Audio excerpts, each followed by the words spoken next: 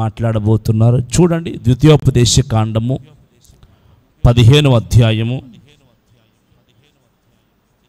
10వ వచనంలోని ఆఖరి మాటను చదువుకుందాం.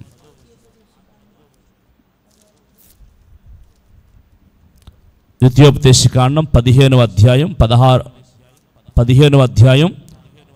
10వ వచనంలో చివరి మాట నేను చదువుతున్నా. నీ దేవుడైన యెహోవా నీ కార్యములన్నిటిలోనూ నీవు చేయు ప్రయత్నములన్నిటిలోనూ నిన్ను ఆశీర్వదించును.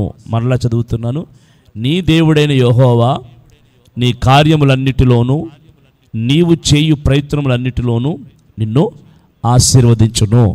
ఈ వాగ్దానం మనందరికీ దేవుడు అనుగ్రహించును గాక. ప్రియులారా, దేవుడు వాగ్దానం చేస్తూ మాట్లాడుతూ ఉన్నారు. ఇజ్రాయేలీయుల ప్రజలందరి జీవితాల్లో దేవుడు దిగివచ్చి ధర్మశాస్త్రంగా, ఆజ్ఞలుగా, నిబంధనలుగా, కట్టడలుగా సీనాయి పర్వతం మీద దేవుడు వారు చేయవలసిన విధి విధానాలని దేవుడు వారికి అనుగ్రహించి ఉన్నారు. మోషే గారు ఒక్కొక్కటి తన ప్రజలతో చెబుతూ ఉన్నప్పుడు ఆ వాగ్దానాలన్నీ వారి జీవితాల్లో నెరవేర్చబడినట్లుగా వారు ఆమెనని, అవునుగాక అని వారు పలకవలసిన వారై ఉన్నారు. ప్రియులారా, దేవుని వాగ్దానం ప్రతిదీ కూడా మన కొరకే అని, మన జీవితాల కొరకే అని దేవుని వాక్యం సెలవిస్తుంది. వాగ్దానం అనేది మనిషికి లేకపోతే ఆ మనిషి ప్రియులారా నడిపించబడలేడు అని నేను మరొకసారి మీకు తెలియచేస్తున్నాను. ఎందుకంటే దేవుని మాట మనకు ఉండాలి, దేవుని వాగ్దానాలు మనకు ఉండాలి. అలాగనే దేవుని రాకడ కొరకైన భక్తి జీవితం మనకు ఉండాలి. ఏ విషయాన్ని బట్టి ఆ విషయమే మనకి అవసరమై ఉంది. దేన్ని కొట్టివేయడానికి మనం సరిపోం. ఇక్కడ దేవుడు నీ పనులన్నిటిలోనూ, నీ కార్యములన్నిటిలోనూ, నీవు చేయు ప్రయత్నములన్నిటిలోనూ నేను నిన్ను ఆశీర్వదిస్తాను. ఏంటి? నీ కార్యములన్నిటిలోనూ నేను నిన్ను ఆశీర్వదిస్తాను. నువ్వు చేసే ప్రయత్నములన్నిటిలోనూ నేను నిన్ను ఆశీర్వదిస్తానంటున్నారు. మన కార్యములు, దేవుడు అండి, మనం ఆరాధిస్తున్న దేవుడు, మనం తలపెడుతున్న కార్యములు, ప్రయత్నం చేస్తున్న కార్యములు, రాబోయే రోజుల్లో మనకు కొన్ని కార్యాల పట్ల ఉద్దేశాలు ఉంటాయి. ఆ ఉద్దేశాల పట్ల దేవుడు అంటున్నాడు, నిశ్చయముగా నేను నువ్వు చేసే ప్రతి కార్యాన్ని ఆశీర్వదిస్తాను. ఆమేన్. అంత మాత్రమే కాదు, నువ్వు చేయే ప్రయత్నములు, కొన్ని ప్రయత్నాలు చేస్తాడు మనిషి, కొన్ని ప్రయత్నాలు చేస్తూ ఉంటాడు. అది సఫలమవుతుందో లేదో వానికి తెలియదు, కానీ ప్రయత్నం మొదలు పెడతాం, అది ముందుకు నడిపించబడుతుంది. ప్రియులారా, దేవుడు అంటున్నాడు, నువ్వేది ప్రయత్నం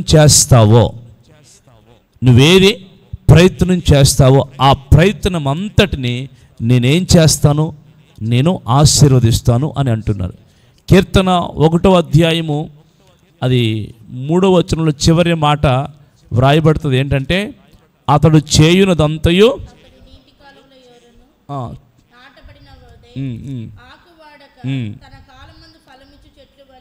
ఓకే, అతడు చేయునదంతయు సఫలమగును అనే మాటను చూస్తున్నాం. ఎవరు? దేవుడు అంటే ఏ వ్యక్తి చేసే కార్యాలు, ఏ వ్యక్తి చేసే పనులు, ఏ బిడలు చేసే పనుల్ని ఆశీర్వదిస్తారో వారు చేసే ప్రతిదీ కూడా దేవుడు ఏం చేస్తాడు? సఫలం చేస్తాడు. వారు చేసేది వర్ధిల్లుతుంది. వారు చేసే ప్రయత్నాలు, వారు తలపెట్టే కార్యాలు ఏమవుతాయి? సఫలపరచబడతాయి. దేవుడు అండి మన కార్యాలకు అడ్డుగా నిలబడాలనే ఉద్దేశం కలిగిన వాడు కాదు. మనం చేసే ప్రయత్నాల్ని ప్రియుల ముందుకు తీసుకువెళ్లకుండా మధ్యలోనే ఆపే దేవుడు కాదు. ఎందుకంటే మనం చేసే ప్రయత్నాలైనా పనులైనా సఫలం చేయాలని దేవుడు ఉద్దేశం కలిగిన వాడై మనల్ని ఏం చేస్తున్నాడు?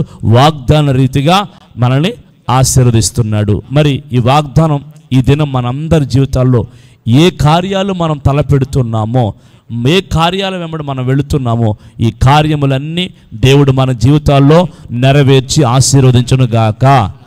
అలాగనే మనం చేసే ప్రయత్నాలు, ప్రయత్నించిన ప్రతి కార్యమును దేవుడు సఫలము చేయునుగాక.